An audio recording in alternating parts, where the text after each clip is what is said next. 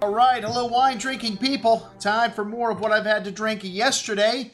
And one of our good new friends, Jeremy Nickel, was in town to showcase his new wine, the Vineyard House. And Jeremy's family has got, well, a legacy he's left. His dad, Gil Nickel, in Napa Valley with Niente winery and Nickel. And, what a lot of great stories Jeremy has. Here's a kid who grew up in a castle, and his dad was his hero and, raced cars. I mean, did all these manly things. He grew up in Oklahoma, and he was a Baptist and didn't drink at all until, all of a sudden one day he was disenchanted with his theology and went to France and visited, wine country there, fell in love with the white wines of Burgundy, and that's what he went back and just decided to look for a place to start his own, winery to make world-class wines, and heard of Napa Valley, went there and visited in the late 70s, and the rest is history. Their Chardonnay still legendary for its bright, crisp style, similar to what you find in Burgundy, the non-mallow style, wines that age very well and go very well with food. So, Jeremy had big shoes to fill, and he worked at, Niente winery in sales, but, sales is one of those things. It's not for everybody. He worked in hospitality at Nickel, and when his dad was ill and passed away, this was... it's obviously a little hard to take when your hero leaves this earth, but, Jeremy wanted to do something to honor his father, something on his own. I don't want to say completely different because it's still in the wine business, but different from what Niente, Nickel are. And this is one of the new, I want to say, cult wines of Napa Valley. There's only a few hundred cases produced. What does it take to be a cult wine? Well, it's got big scores from the critics, and this wine is starting to get recognition from several publications. It's got 95 plus scores, and Jeremy's been out there doing tastings all over the country, blind tastings with this wine, and wines like Harlan Estate, Schrader, Screaming Eagle, and he's coming in first, second, and third place in these tastings. So I think he's got a little ways to go still, but these first couple vintages, these last few vintages rather, really show where this wine is going, and the 8, 9, and 10, all three most excellent in quality. He started out and he interviewed several people, and Heidi Barrett and other famous winemakers, and he settled on Bill Ballentine, a little less known, but he said, I want to partner in business with someone that's not a rock star yet, so we can both, get that fame together. And I think that's a good course of action. He's also purchased some vineyards in Oakville, one of my favorite areas, 35 acres, which he'll be adding to the mix here, in addition to the 2 acres right around that Vineyard House property that his father left him to ensure that he would always have a place to stay in Napa. This Vineyard House has got a history to it. H.W. Crabb owned it. He kept his horses there, and it sold to the another very famous family in Napa Valley before his dad bought it.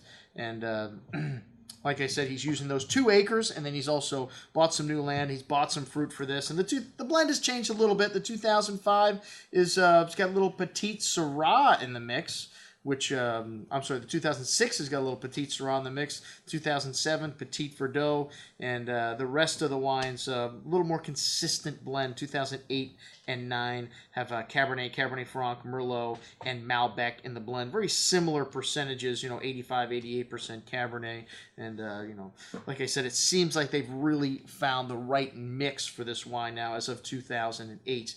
And, we had 15 tasters in the room, and every wine got at least 1 vote on the table, although the 2008 was unanimously the top wine here with 12 votes for first place. The 2005, to me, showed brilliantly on the second day. I'll tell you, this is a wine that really opened up nicely and showed the quality of this vintage, this 2005, really softening out a little bit, but still has some nice depth and structure to it, some nice fruit, and a wine that, definitely is going to be around for another 10, 20 years from now. 2006, the wine with the Petite Syrah, a little odd on the nose, got a lot of votes for second place, and this wine also opened up really nicely on the second day. This 2006 vintage, a little bit tannic, but nice concentration in this wine, nice richness, and just didn't have the length and complexity to me that the 7, 8, and 9 had, but the 7 also appeared a little lighter on this day than on my first time that I had it.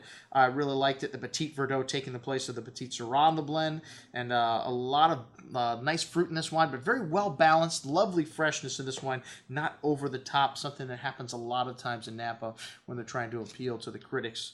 But I love the balance in all of these wines. The 8 just seemed to have everything, and it was by far, like I said, the favorite of everybody. And this wine on the second day also seemed to gain complexity and nuance. Just lovely layers in this wine and a long finish.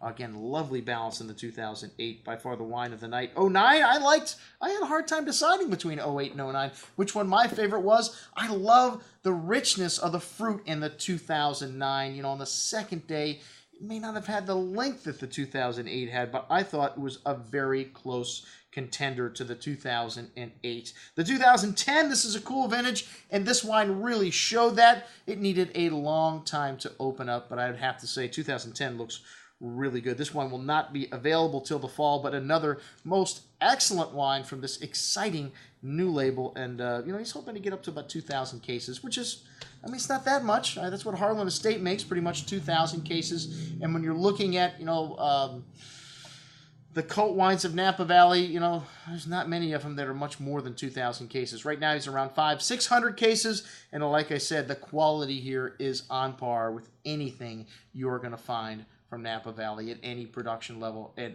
excellent new wine, very exciting stuff from our friend Jeremy Nickel. Check it out, everything we had to drink from the Vineyard House, and all these wines are going to be available in the store. I ordered whatever Jeremy had. If he didn't have it in 750s, we'll have it in Magnum. So check it out. We'll have pricing and everything else from the wines that are available from Jeremy Nickel's new Vineyard House on this offering. I'm your host, Andrew Lamposoni, signing off for the Wine Watch, saying remember, always drink the good stuff first.